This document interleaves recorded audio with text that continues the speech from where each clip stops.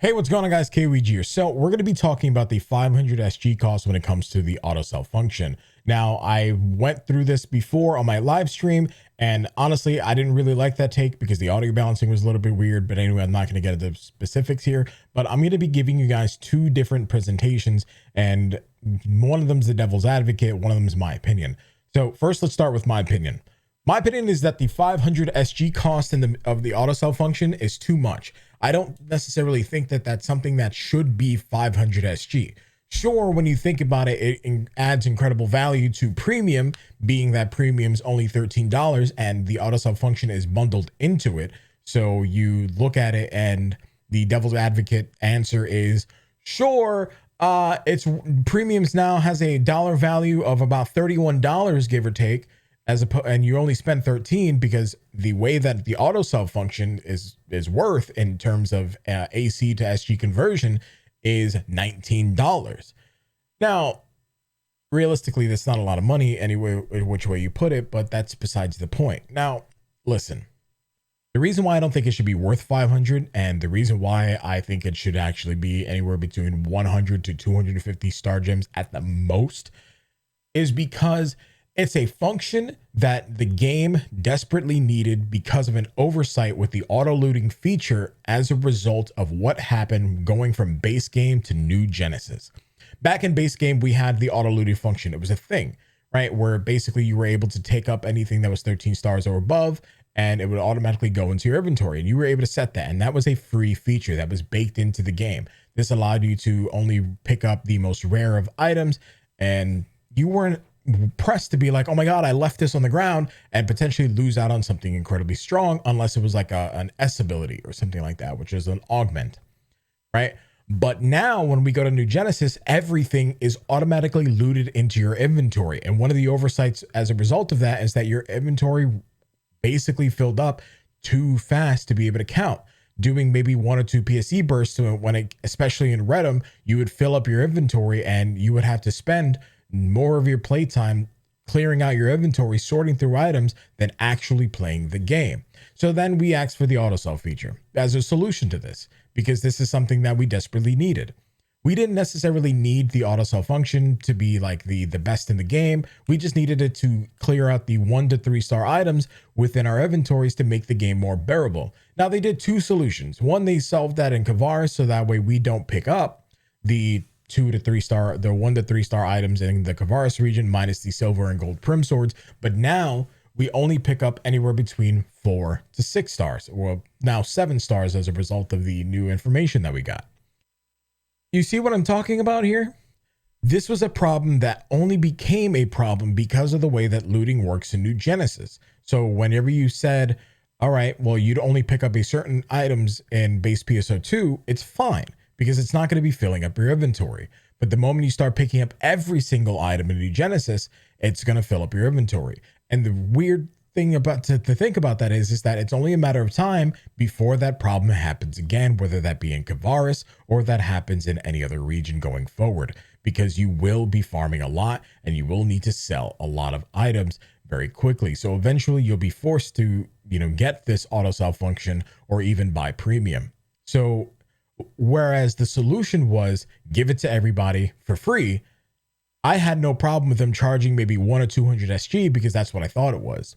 But 500 SG is a little bit too much, because now the free-to-play players, the people who are not going to buy premium, right, they have to choose between buying fashion, buying material storage, buying any extended storage that they want. They have to choose these features over even buying Star Gem scratch items. So there's a lot of things that you use for Star Gems, and now you're literally removing the available pool that you can get per month, give or take, in half. Now, the flip side to that argument again is you can get a lot of Star Gems if you play base PSO2 and you do your time attacks, you rank first, you do your housing or your room stuff and you rank first, your lookbook, you rank first. There's a lot of different ways to get Star Gems, but the average player isn't going to do that. It's only going to be the people who are dedicated to PSO2 or New Genesis. And those are going to be the people who get a lot of Star Gems, and that's really about it. So ignoring that, the way that this particular feature should be balanced around is the available Star Gems that are in the entire pool per month because it is available for 30 days. It's not 500 SG for a permanent feature. It's 30 days of that feature, right? Which again, that's $19 that technically you can't do anything else with unless you buy premium, which is 13, but you're forced into buying premium at that point.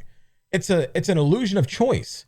So when you go to a movie theater and they're like, hey, we got a small, medium, and large, and you realize that the medium and the large are literally the same thing. Look it up. It's funny, right? I don't think it's okay for them to charge 500 SGs. And maybe there's something I'm not thinking about here, right?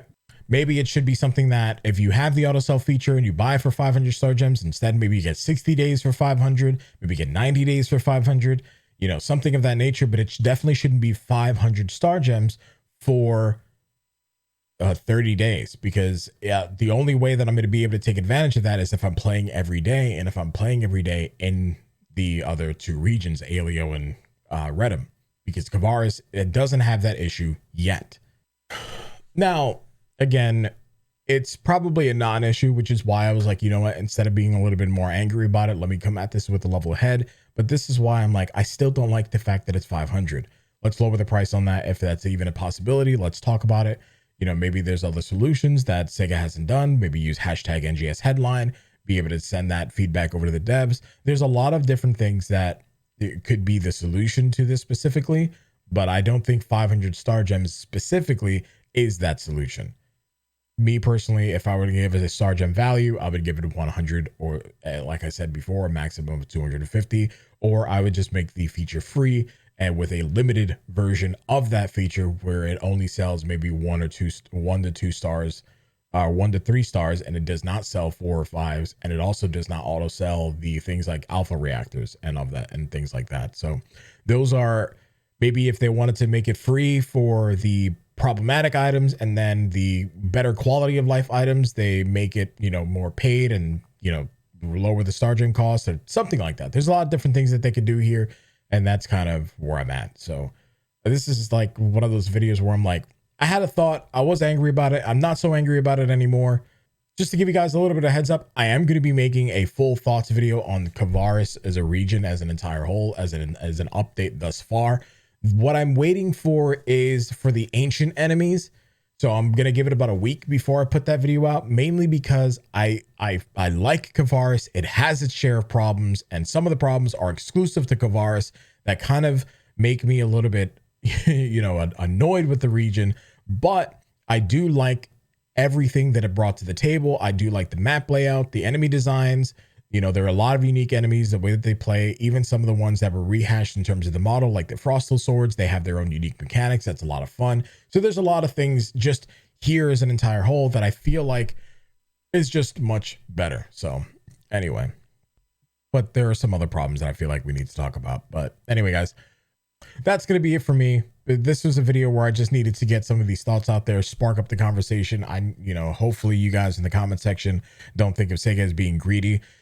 In this case specifically, because they have changed pricing on items before. Look at the re-released Alio set that used to be much more expensive. Now it's not only cheaper, but divided between the two types, type 1 and type 2, and it gives you the same amount of items. And again, like I said, they made it cheaper. They've done this again with the Rapid Beginner Pack, the Startup Pack. They've done this time and time again where something is launched with, at an excessive price, but then they lower that price later on due to either people not buying it, or maybe it was just too expensive for the actual value, right? So if you're asking me, should you spend 500 star gems on auto selling? Absolutely not. You can use that star gems on anything else, but you shouldn't use it on this. So I don't think Sega's being greedy in here. I just think that this is an incredible oversight that they just didn't think of all the different possible solutions to be able to bring in this feature that was only a problem because of the auto looting system in New Genesis.